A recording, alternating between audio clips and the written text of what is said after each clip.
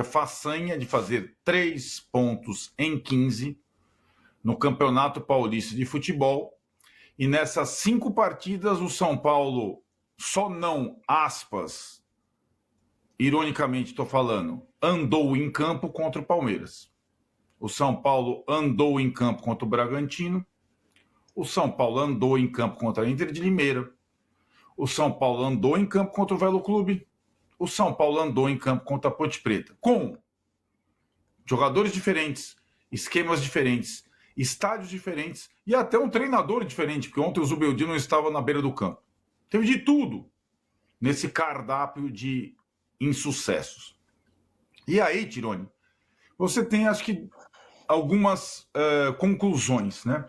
Esse time, o São Paulo, mesmo antes da chegada do Zubeldia, era um time conhecido por jogar com muito afinco algumas partidas fundamentais e nem tanto as outras. Foi conhecido assim por diversos momentos da sua trajetória. Vamos lembrar, o time de maior sucesso dessa empreitada Casares foi o time do Dorival, que era um time que só jogava bem em casa, só ganhou um jogo fora no Brasileiro, e na Copa do Brasil jogou todas as eliminatórias contra Palmeiras, Corinthians e Flamengo com a faca entre os dentes, aí como uma coisa leonina. Só que aquelas partidas naquela temporada foram exceções e não a regra. Isso se estende até hoje.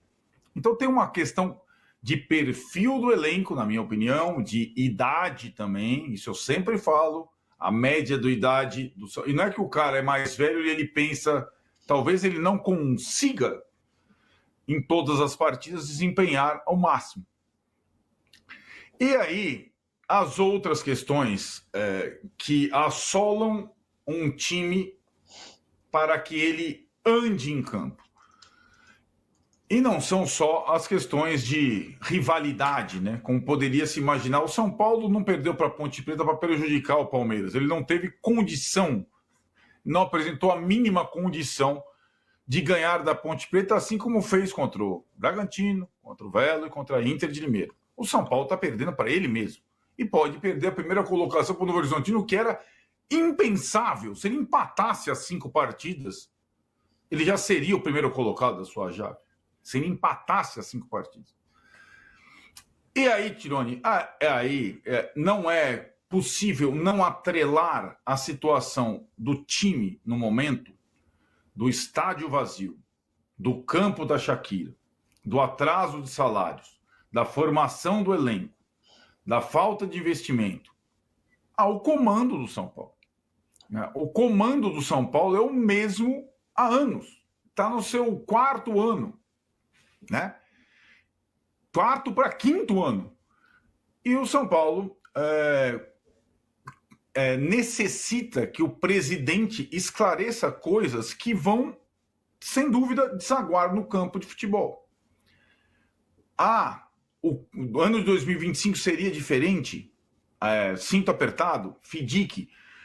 Tem um detalhe importante nessa história toda, né? O São Paulo não pode, pelas suas regras agora financeiras, recorrer a empréstimos que o presidente fazia no nome dele. O Vessone lembrou ontem a tal da profissionalização da dívida, né, Vessone? Sem poder fazer empréstimo, o São Paulo não pode, numa situação emergencial, contratar um jogador ou pagar um atrasado.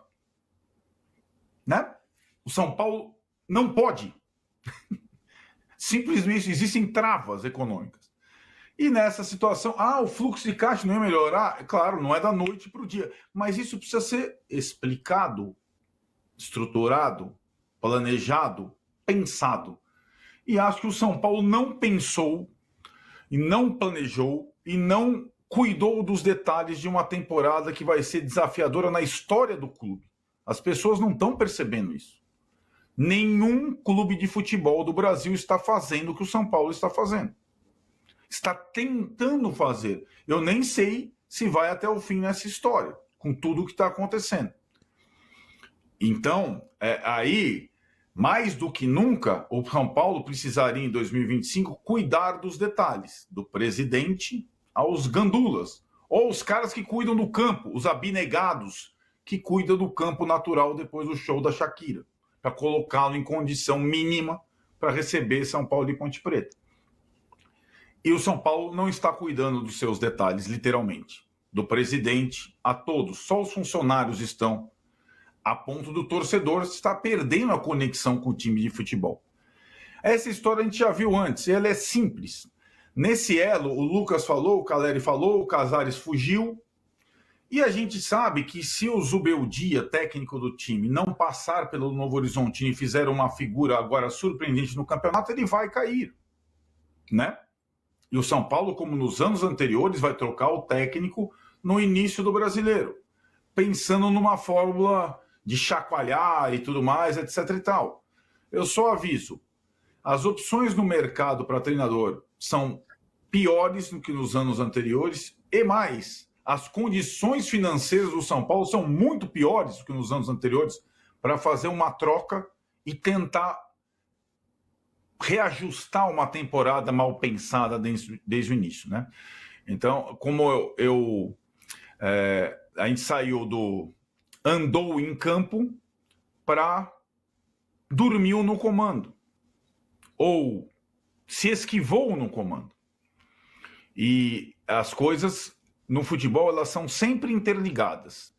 As questões que o Corinthians... mas o Corinthians é uma bagunça, é uma zona fora de campo e dentro de campo. O Versoni vai cornetar daqui a pouco, que foi ontem. O Corinthians só funcionou o ano passado porque conseguiu blindar o time do extracampo. A torcida fez com que a torcida do São Paulo estava fazendo, levou o time no colo e não atrasou um vintém para jogador algum o ano inteiro. Senão, não tem 10 vitórias seguidas, companheiros. Não tem essa situação, não tem milagre. E o contexto de um clube de futebol, ele influencia, sim, completamente. O Palmeiras tem as suas outras questões. O Massa fala, quando o Palmeiras está rachado, não anda. O Santos tem as suas outras questões. O São Paulo tem essa questão. De um ano dos mais difíceis da sua história, que foi mal planejado. E o campo está gritando, está falando. A gente, insisto, repito para passar a bola para vocês, o desfecho mais cômodo, mais fácil, tirar o sofá da sala, é trocar o treinador, que acho que vai acontecer isso novamente, se o São Paulo não passar pelo Novo Horizontino. Mas, olha, as causas, a expressão dos Tironi ontem foi perfeita. Zubeldia, tática, jogadores, são problemas da superfície, não é isso, Tironi? Superfície.